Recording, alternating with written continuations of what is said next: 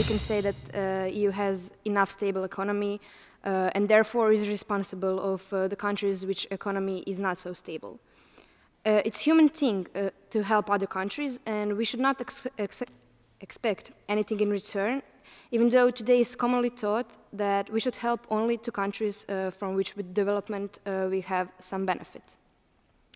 Majority of people here thought money should be sent to non-government or non-profit organizations.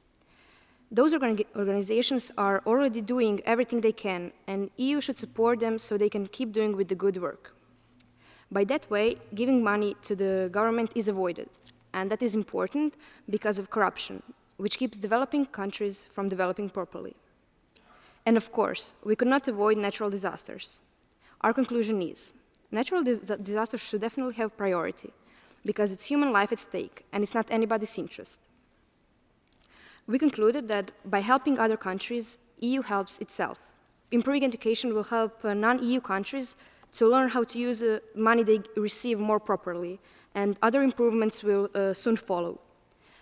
Soon enough, EU will have new trade partners and educated workers. In the end, we held a little voting, and the question was, should the European Union increase the money it's giving, decrease it, or keep it as it is, which is about 0.4% of EU money. The results are that majority voted for keeping the amount of money given the same. I would like to ask, if this is 2015, the year for development, shouldn't we try to focus on Europe, developing the countries here, instead of going out and helping other countries? I see that it's a good thing to do, but shouldn't we also look in and see, can we develop within the borders of EU? That's a good point, but if you compare the level of development of EU countries and non-EU countries, there is a great difference.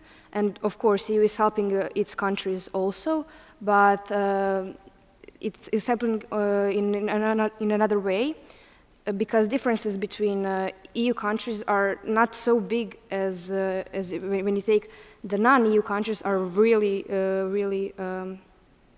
differently developed from the EU countries. So there are also projects that help EU countries, but this one is basically focused on non-EU countries.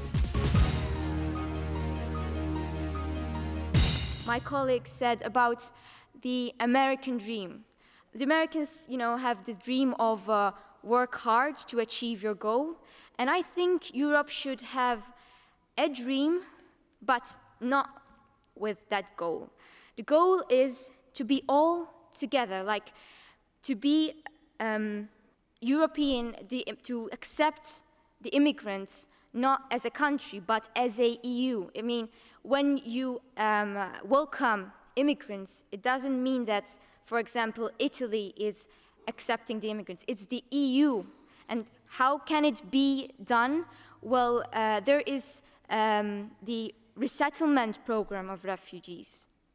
And I think that it should be taken into consideration, because when some countries are overcrowded and they haven't enough funds to help these people live in a humane way, they're living actually as they were living in their country. So it's better that powerful countries or countries who have less immigrants to welcome these immigrants.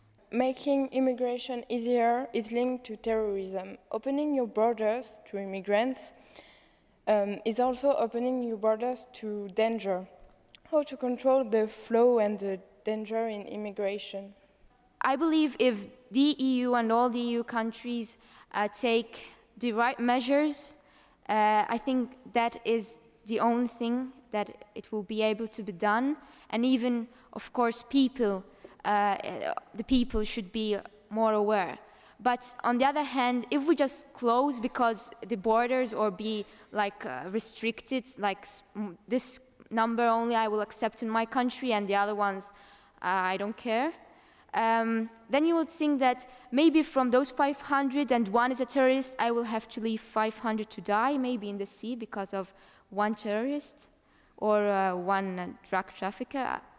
I mean, yes, it's unfair, but I think if it's more strict, this terrorism will be lessened. And I think we should try to lessen the thing of terrorism, linking terrorism with immigration, because unfortunately many people who are Muslims or coming from Muslim countries, they are going quite through a rough time.